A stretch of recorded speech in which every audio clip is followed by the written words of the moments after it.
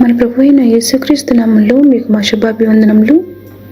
ఈరోజు దేవుని వాగ్దానము, మనలను ప్రేమించిన వాని ద్వారా మనము వీటన్నింటిలో అత్యధిక విజయము పొందుచున్నాము.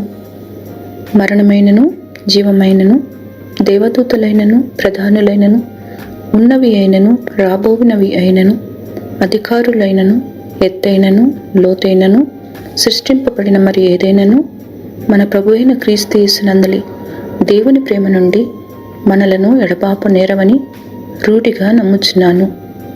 రోమీయులకు 8వ అధ్యాయము 37, 38, 39 వచనాలు. In all these things we are more than conquerors through him who loved us. For I am convinced that neither death nor life, neither angels or demons, neither the present nor the future, nor any powers, neither height nor depth, nor anything else in all creation will be able to separate us from the love of God that is in Christ Jesus our Lord. Romans chapter 8 verses 37, 38 and 39. ప్రార్థన.